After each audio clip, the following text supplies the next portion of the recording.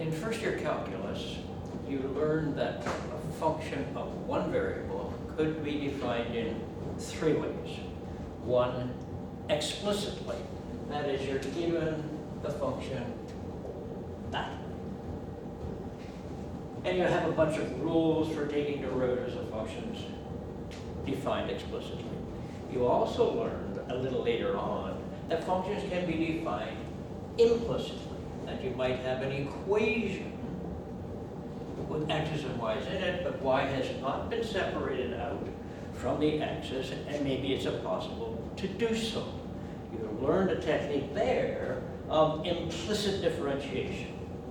And the third method was when a function is defined parametrically. That one I'm not concerned with. Let me talk about this one, implicit one, with an example. Say x squared y cubed plus xy is equal to 5. That equation could define not necessarily one function, but a number of functions. If I were to draw this curve and it were to look something like that, then it wouldn't be defining one function. That would be a function. That would be a function. And this would be a function. There'd actually be three of them. You can use implicit differentiation to find the derivative of any one of those functions. And what you did was you said, let's differentiate this with respect to x. Thinking all the while that y is a function of x, and then get an equation and solve for dy dx. So let's do that. If I differentiated this with respect to x, so use a product rule here, 2xy cubed for that one times root of that one, then I take this one, x squared, and I differentiate the y cubed, and I get 3y squared dy dx. Then you do the same with this one. You get y plus x dy dx equal to, and differentiate 5, you get 0. And then you solve that equation for dy dx. dy dx is equal to, you take that one over the other side, 2xy cubed. You take that one over the other side. You take these two and you factor out the dy dx, and then you divide through by it. So you get 3x squared y squared plus x. And that's going to be the derivative of any one of these functions at which I wish to go. That you did in first year. The purpose of section 12.7 is to say if you have a bunch of equations that define certain variables in terms of other variables, can we do the same process? And the answer is yes, and that's what we're going to do. In the process of doing that, we'll find that we can produce a formula for this one, so that we don't have to go through implicit differentiation first year. We can simply do what the formula says, and we will get the same answer. So let's suppose that I've got three equations, one f and x and y, and u and v and w equal to 0. So there's one equation, an x and y and u and v and w. Suppose I've got another one with the same people in there, and I've got a third one. Now generally, unless there's some kind of strange thing going on, if you give me three independent equations, so let's say that this one isn't the same as that one. These equations are independent. Every equation will define a dependent variable. So if we've got three equations, then these would generally define three of those variables, x, y, u, v, and w, in terms of the other two. So I want to suppose here, suppose these equations define u and v and w in terms of x and y.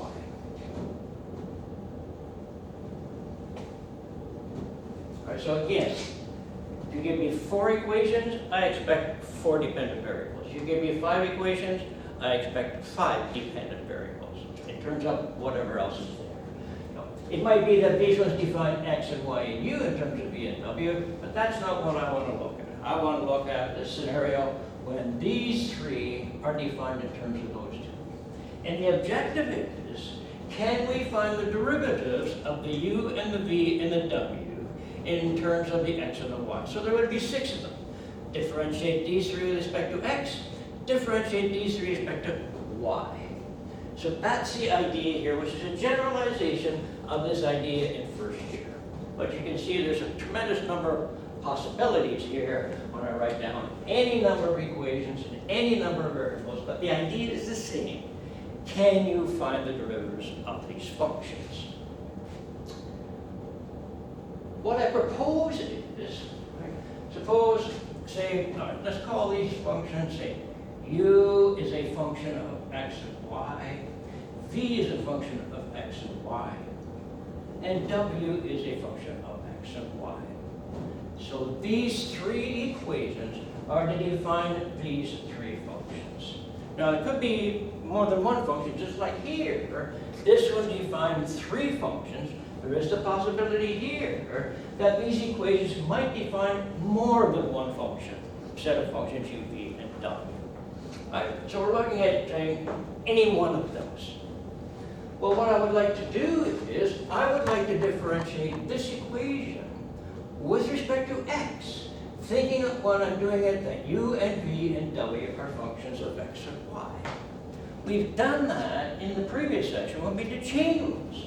So if we made a schematic diagram, we would have f as a function of x, y, u, and v, and w. And these 3 are functions of x and y. So there would be the schematic diagram if we want to differentiate this equation with respect to x. Right? So let's write down what the chain rule says when we do that.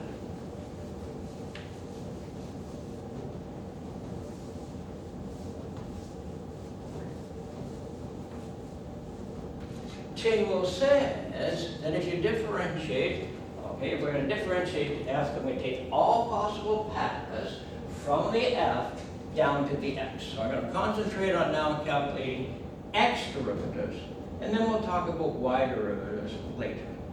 So x derivatives of this function, and that function, and that function is what we want.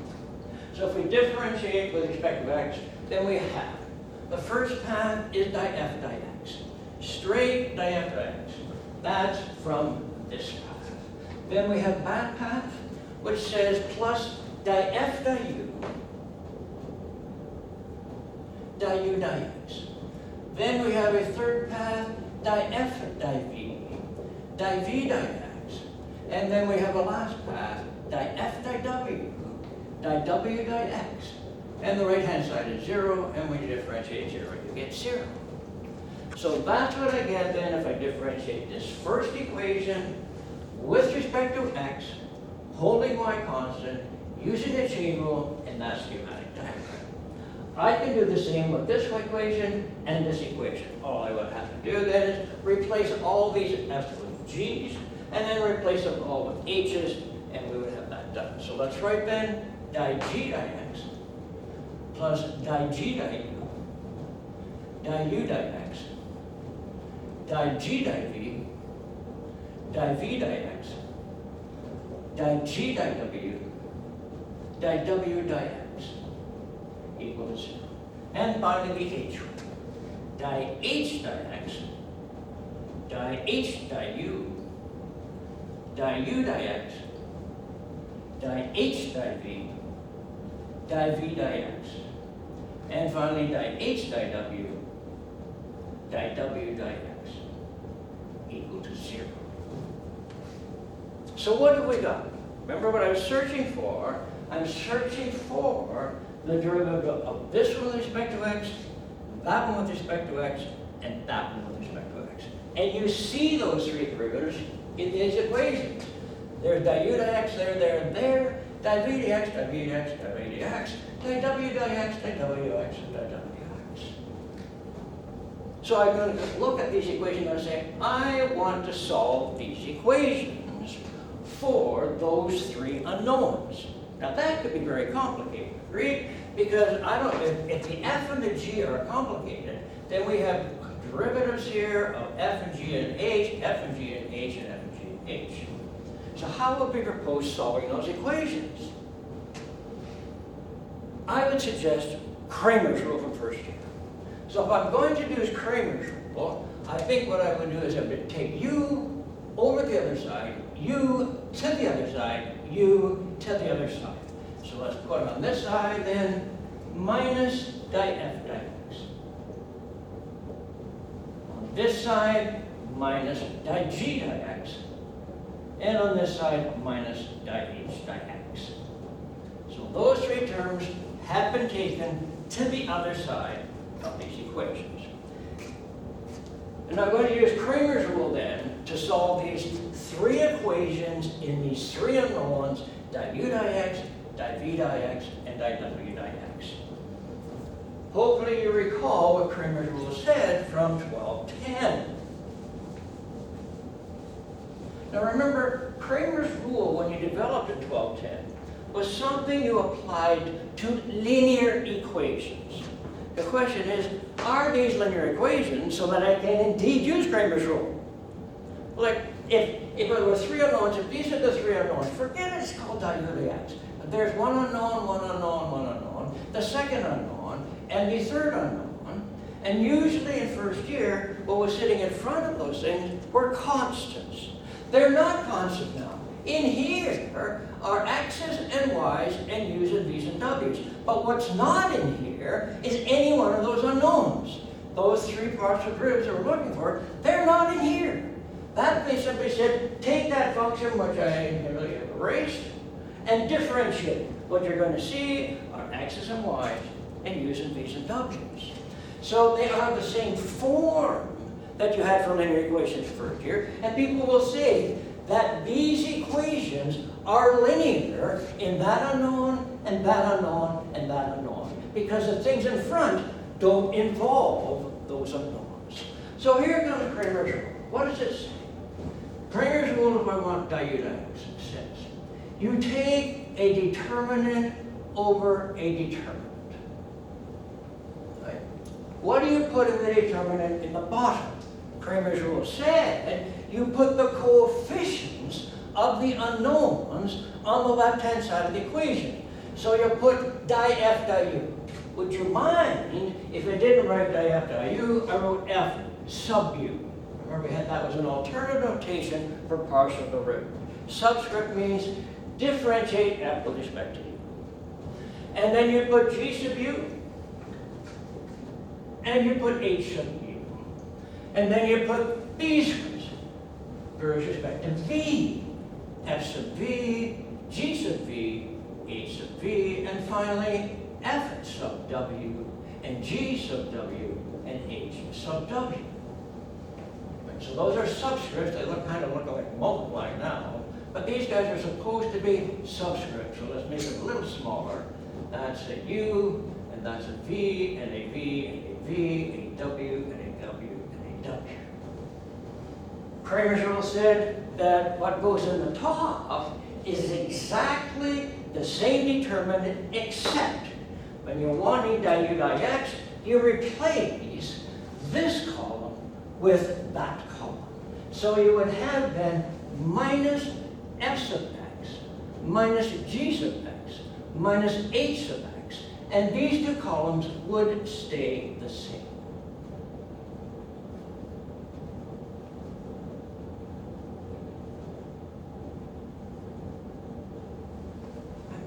So that's what Kramer's rule says. All you have to do is evaluate those partial derivatives, put them into the determinant, expand the determinants, and divide, and you got the answer.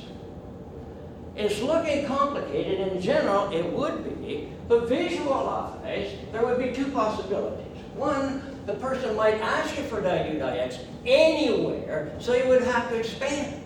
If he said, no, I only want the derivative at certain values of x and y, then what you would do, hopefully, is go find what u and v and w are at that x and y. Now you would have numbers, and you put the numbers here and the numbers here, and that would not be so onerous to evaluate the determinant. Right? So we'll get around to examples later. What I want now is a formula in general. Well, there it is. but I want to introduce a notation to represent what I'm seeing here. That minus sign here, here, and here, can I pull it outside of the determinant? And in 1210, the answer was yes. So you can take that minus sign and put it here. And then inside then, these guys look exactly the same. What we're going to do is we're going to define, definition. The Jacobian determinant of F and G and H with respect to U and V and W is defined to be the following. Notation is partial derivative F, G, and H, U and V and W. So this is a notation that stands for what we're calling a Jacobian determinant. I should perhaps interject that in a more mathematical textbook, they would distinguish between a Jacobian matrix and a Jacobian determinant. The Jacobian determinant is precisely this thing that you see in the bottom. F sub U, F sub V, F sub W, G sub U, G sub V, G sub W, H sub U, H sub V, and H sub W. Books that want to differentiate between the matrix and the determinant, they would simply say the Jacobian matrix is, put brackets around here, it becomes a matrix. And then they say the Jacobian determinant is this.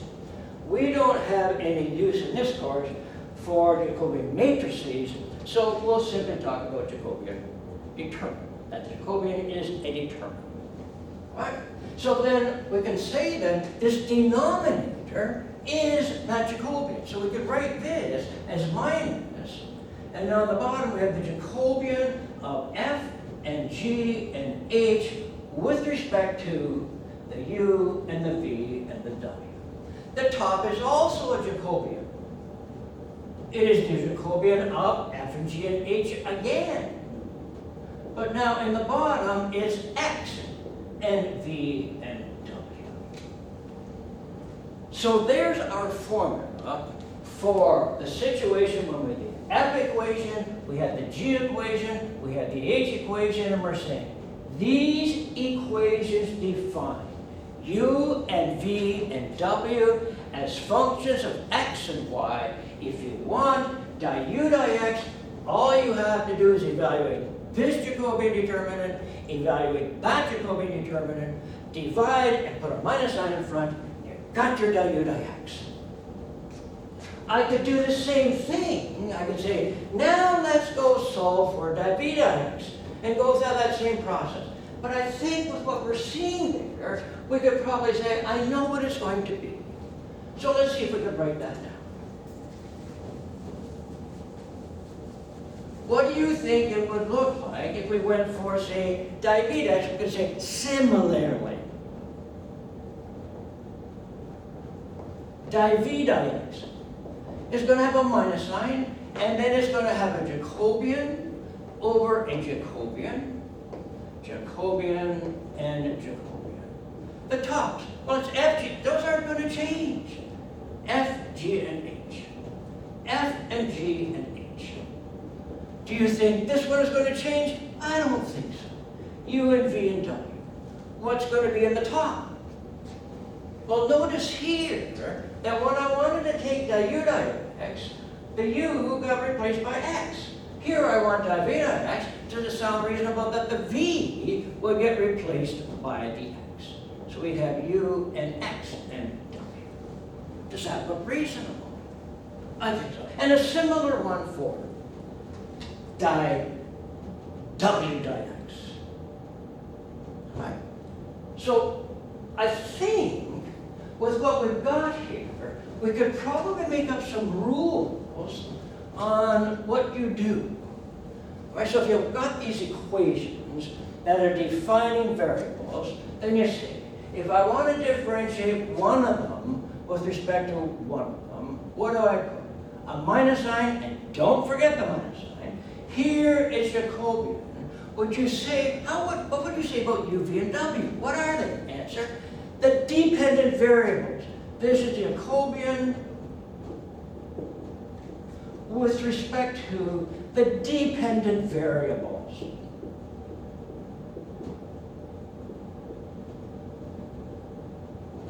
And what is the difference in the top? In the top, you simply replace variable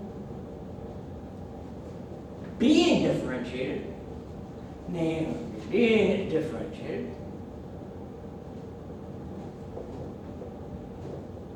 with variable doing the differentiation.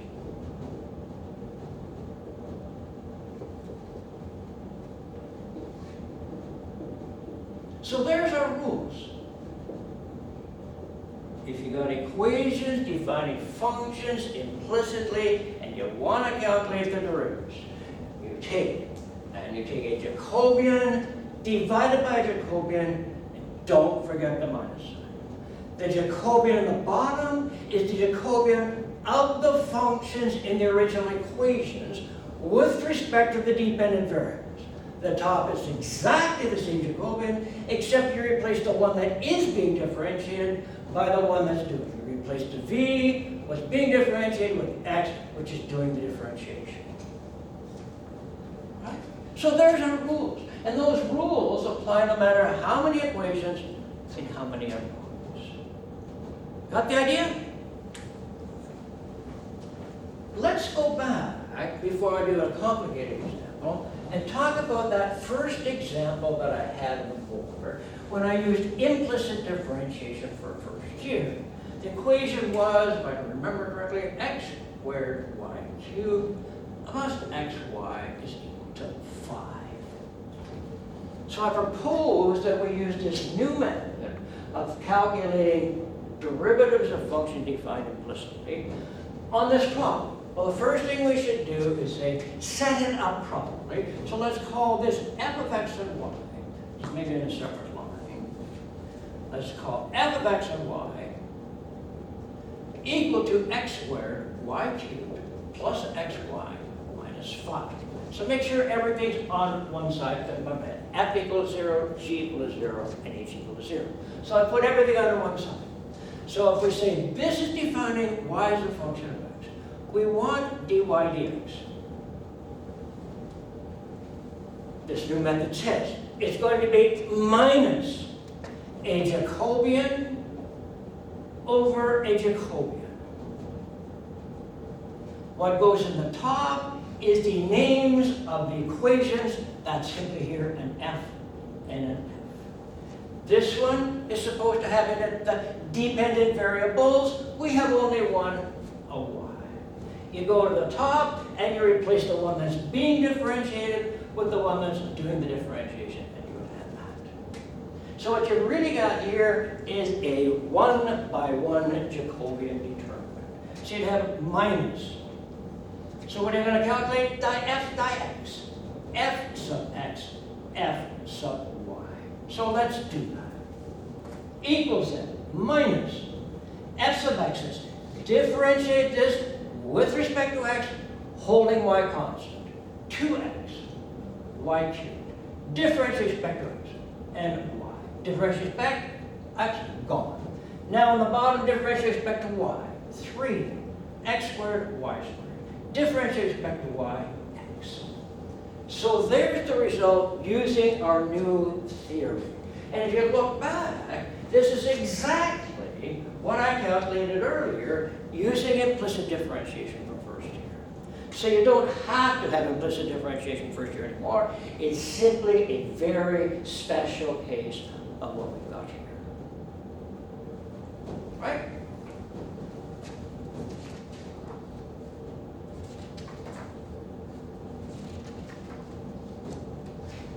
Let's do an example other than this one.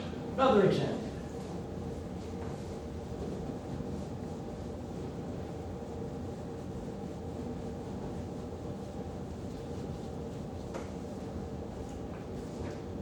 Suppose I write down these equations. X is equal to r cos theta, and y is equal to r sine theta. You all recognize those as equations that relate Cartesian coordinates to polar coordinates.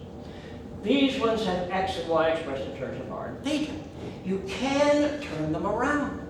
You can find out what r is in terms of x and y, and you can find out what theta is in terms of x and y, but that theta one is a little more difficult. I ask the question here, let us calculate di theta di x. Let us do that. And I propose to do it two ways. I propose to actually do what we're doing here with implicit differentiation. And then I'm going to go find theta explicitly, and then I'm going to differentiate it and see whether I get the same answer. But I better. So if I want to use our idea here, Jacobians, I need to set these things up as f equal and g equal. Means either I take this one over there or I take that one over there. How about I take this one over there and write r cosine theta minus x. And the same thing here, r sine theta minus y. So objective is to find this. So answer will be di theta di x is minus a Jacobian over a Jacobian. And it's always f and g, and f and g. Right? Down here go the dependent variables. When I'm looking for theta as a function, the derivative of theta with respect to x, I'm also thinking that these equations are defining r and theta as functions of x and y. So these then are my dependent variables, r and theta. I go to the numerator and I replace the theta with an x and the r stays the same. So what are we going to have? F and r and x and g of r and g of x. People ask me, what if I forget and I have these ones interchanged and I put f sub r, f sub x, g sub r, and g sub x? It doesn't matter because that's the transpose, and you learned in first year that the determinant of a matrix is the same as the determinant of its transpose. So it doesn't matter, you don't have to worry about that. Down the bottom, we have f sub r, f sub theta, g sub r, and g sub theta. So let's calculate these partial derivatives, evaluate the determinants, and get that for the dynamics. So f sub r, differentiate that with respect to r, cosine theta. Differentiate that with respect to x, minus 1. Differentiate g with respect to r, sine theta. Differentiate g with respect to x, there aren't any, 0. But, right, now these two are the same, so we can write cosine theta and sine theta. We need here f sub theta. Differentiate that with respect to theta, minus r sine theta. We need g sub theta, r cosine theta, equal to, therefore, minus sine theta over r cos squared theta plus r sine squared theta. Therefore, minus sine theta over r. Factor of the r, cos squared plus sine squared be. So there then is di theta di x using our implicit differentiation. Let's now go back and calculate what theta is explicitly in terms of x and y and see whether we get the same answer. If you solve these for theta, there is a bit of a problem, but we talked about this before.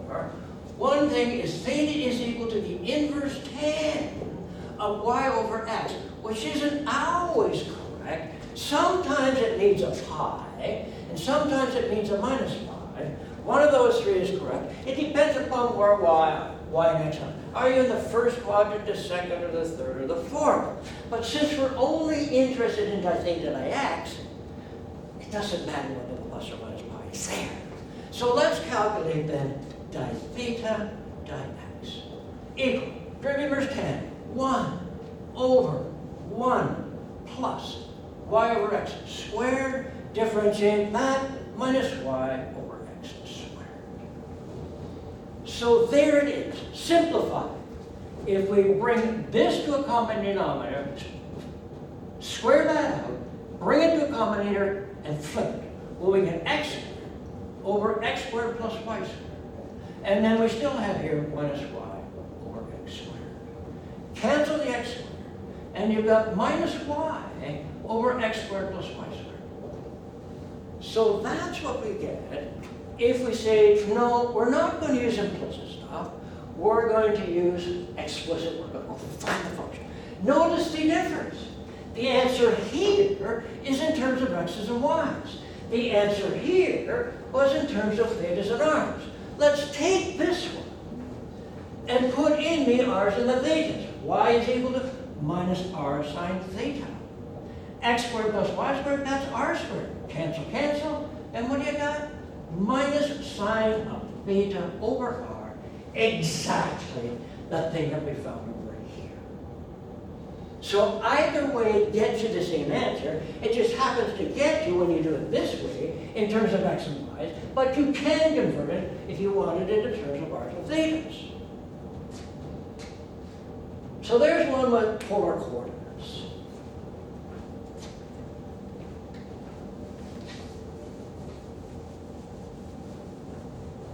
Oh, now I neglected to say something, but let's, all of this is fine as long as that Jacobian in the denominator is not 0. If the Jacobian is 0, and I've erased all Jacobians so I can't see them anymore, if the Jacobian that's in the denominator turns out to be 0, then this method fails. But mathematically, if I were teaching an advanced math course, I would prove that if that Jacobian is 0, then those equations do not define the functions that I was looking for. All right. So let me give you an example to illustrate that. Consider the following equation. Y squared minus x squared plus x to the fourth is equal to 0. Back to a first year situation because it's easier for me to kind of illustrate it geometrically as well as algebraically. That equation defines y as a function of x, not one function. I'll draw it for you later. Right? It defines 2 functions. And the objective is go find dy dx. I'm going to do it with our new method, right? And then I'm going to look at it and examine it. So if we use our new method, we say call that f. And so dy dx would be minus Jacobian over Jacobian. F, bottom here, dependent variable, replace it with independent variable on the top. Minus f sub x over f sub y. Minus f sub x, differentiate that with respect to x, minus 2x plus 4x cubed. Differentiate with respect to y, 2y. So there's the answer. If I cancel some 2's, I could write then 2x cubed minus plus. So if I do that one, I guess that one has to have a minus. And if I do this one, plus an x over, and I'm canceling it, canceling 2's and a y. So how does that look if I knock off a 2 and take the minus sign in? All right? Now clearly, this is correct as long as y is not 0. This is not going to work. If you said, I want to calculate dy dx for functions defined implicitly by this at points on the curve or curves when y is equal to 0, it would say, no can do. And you can see why. If I got this curve, and I'll leave you to draw it, you did that one in first year, this is one of the examples I know is in first year, the curve looks like this. That's what that curve looks like. And notice, right, it doesn't define one function. This would be a function, and that would be a function, and this is supposed to be the derivative of any one of those functions I want to look at, right? Either one of them. Except it doesn't work at y equals 0, and you can see why. Here's one point in the curve when y is equal to 0. Near there, this equation does not define a function. There are two of them there. And when you go to here, you can see also what the problem is. The curve has got infinite slope-wise. So again, right, if the bottom Jacobian is 0, then this fails to give you the correct derivatives. Here's a geometric picture of this example. If I've got a more complicated situation of a whole bunch of variables, then I won't be able to reason geometrically, but it's saying it's failing at those values that you want to put in. Something's wrong with the functions defined at those values that you're trying to substitute. Clear?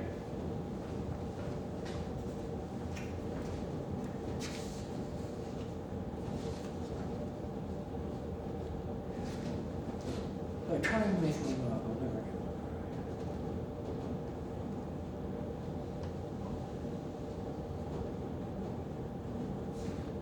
That's probably enough for that section.